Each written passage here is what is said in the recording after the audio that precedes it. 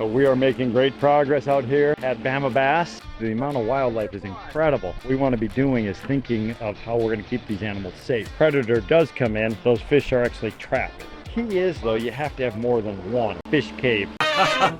Hey, good morning everybody at the Pond Professor here. I am coming to you from beautiful South Alabama. If you are familiar with this pond over on this backside of me, this is the home of Stephen Russell. He is Bama Bass, and this is his amazing 5-acre bass pond that he built. Started construction on a couple of years ago now. I want more. And now it's time for a recreational pond. All right, we hopped in the Ranger. We are heading off. We're going off into the woods. Thankfully, we got 15 acres of woods to work with over here, and there is some incredible trees, and already located a couple, and we're gonna start cutting. That's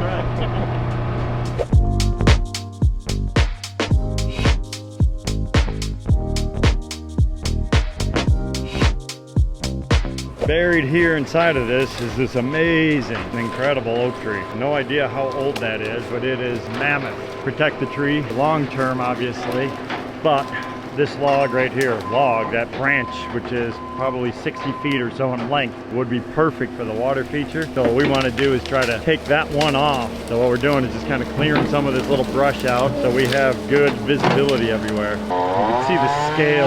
Here's the farthest point. It's 60 to 70 feet. Now that I look at it, it's just a massive, massive branch. Oh, I see it. It's moving. Look at the size of that thing. That is a branch.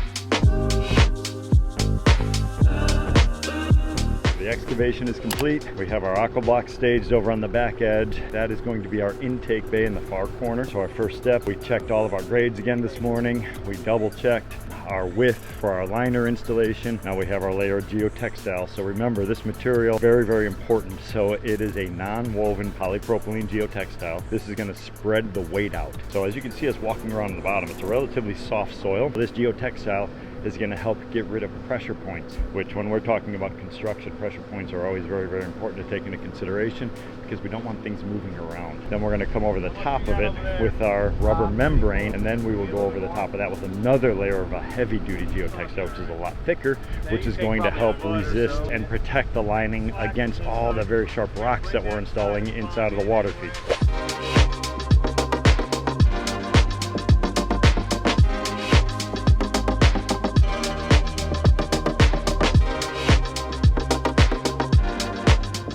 Out near Stephen and Liz's place, just getting a little inspiration, checking out a natural little lake system. We're pretty close to the coast here. See all the little marsh grasses and all that type of stuff. Tons of life actually popping around inside of this. Again, like I said, just getting some inspiration in on how we want to try to handle some of the edges. I love kind of these little marshy zones, haven for all the small fish. So we want to try to replicate that on a different scale. And this is a completely different ecosystem than we're building for Stephen right now. I said this is a lowland marsh area. Actually, there's a heron tucked in right over there. We're only 20-25 miles maybe from his place.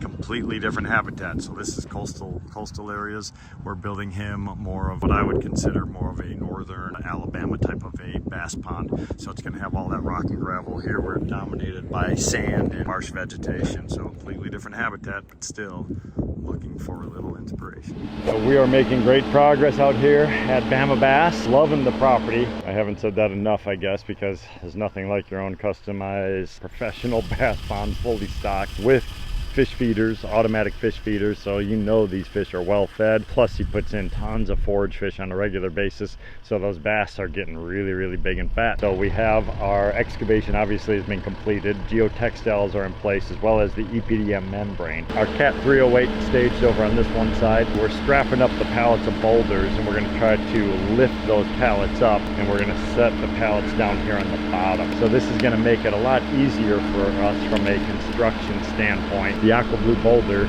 is a very, very heavy, dense stone. It is much heavier than granite stone. Granite boulders are going to weigh 165 on average, 165 pounds a cubic foot. This AquaBlue boulder is over 200 pounds a cubic foot. So as you start scaling up with bigger boulders, that really adds up.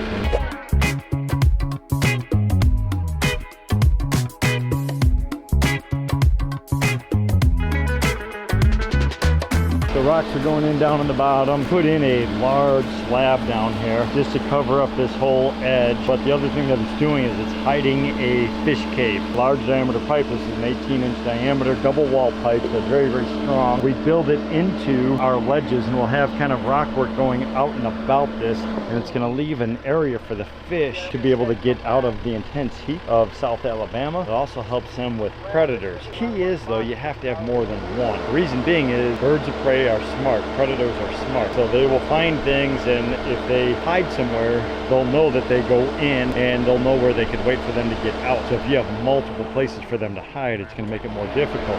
The other thing I try to do is not have a cave with only one entry and exit point. If a predator does come in, those fish are actually trapped. With this, they can go in and they have an escape route on either end. So we're trying to think of animals, how they're going to be interacting here. Again, this, if you follow Steven, which I'm sure most of you do, he has tons and tons of wildlife out here. He is always filming. He's got wildlife cameras all over the place. So the amount of wildlife is incredible. So what we want to be doing is thinking of how we're going to keep these animals safe. We're also going to be layering in different pieces of aquatic plantings as well, which is going to further provide additional hiding spots for all the fish. The rock work continues along, backfilling with some of the large river stone in between everything to help lock everything in position. We're trying to get everything ready for our intake bay. Remember, that's a customized skimmer system. So it's comprised of a series of AquaBlox as well as pump vaults. As the pumps draw water into the volute, it evacuates the water out of the AquaBlox. As the water in the AquaBlox drops down, the water from the pond tries to refill the AquaBlox, and it creates a draw of water. We put in another tall stone over here, just barely breaking the surface of the pond, just to create a little bit of visual interest and kind of break everything up. We also have to figure out where our dock is going to be located. So that dock is going to be kind of jutting out right over in this section over here, and that's going to provide a great place for the family just to kick back, relax, feed the fish. And if you want to sit on the edge of the dock, put your feet in the water, you can do that, or you could actually kind of plunge in if you want to cool off on a hot day. So that's the beauty of a recreational pond.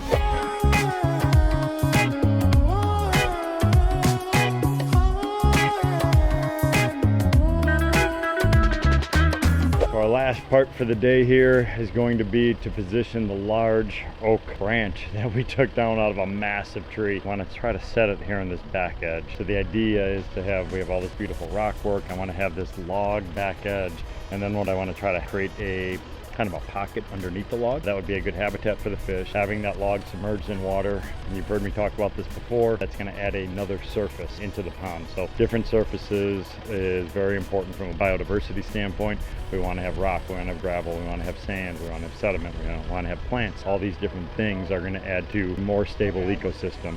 So what we're going to try to do, set that log, it'll hold back all that soil, and then on the back side of the log, I want to create a secondary pocket that will hold marginal aquatic plants. Biomimicry techniques, the exact same stuff that you're going to see in nature, where you see a downed log in a pond system or river system. You get sediments, material, and things like that build up behind it, and that is the perfect habitat for a wide variety of aquatic plantings, home for amphibians and reptiles. So it's all very, very important for the overall health of the ecosystem, and not just this little ecosystem. I'm talking about overall health of the ecosystem as a whole. It's going to add biodiversity to this already amazing property. And with all of his wildlife cameras, I can't wait to see what's utilizing the new pond.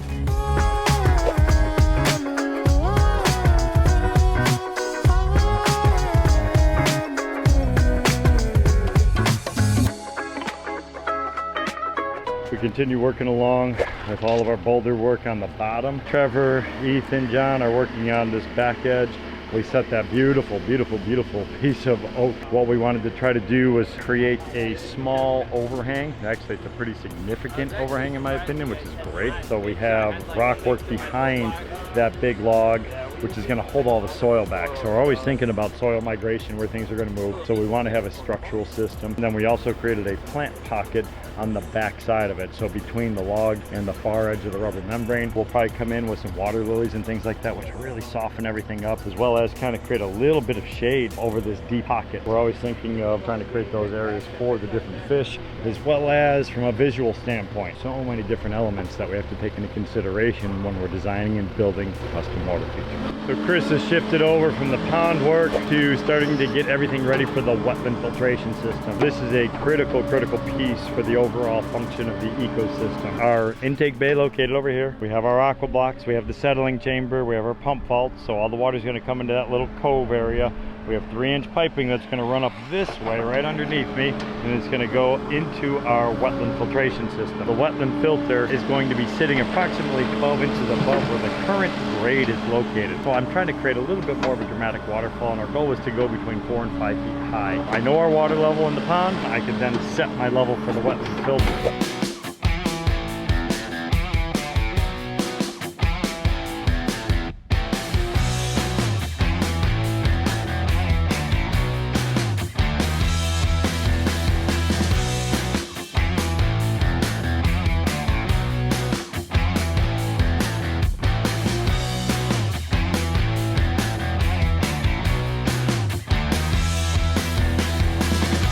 So we did our trench down the middle for our Snorkel centipede. Snorkel is this big vertical guy over at the end. That's for cleaning out the centipedes down in the bottom. We're going around the outside perimeter.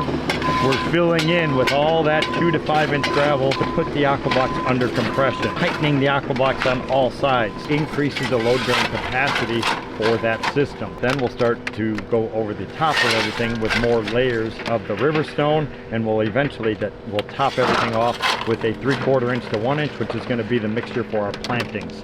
This is our pipe system that's going to distribute the water into the bottom. We have one of our SLD pumps that's going to feed that. The water is going to distribute all the way through.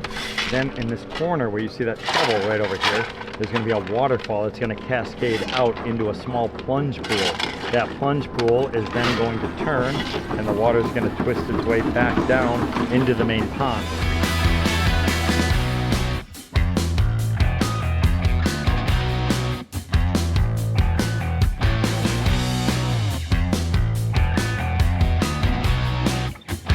Now we're putting in this beautiful piece of cedar. Not a piece, it's an entire tree that came down in the woods. So we are going to set that in, lay it back a little bit, and just like we did with the oak log over on the other side, we want to try to create habitat, some planting areas, little hiding pockets and things like that for a wide variety of aquatic organisms. So for fish and insects, just the actual surface itself, all the wood, the bark on there and everything is going to become colonized with a wide variety of animals, and there's different species that are going to colonize a piece of wood versus a piece of rock versus a piece of gravel versus a piece of sand.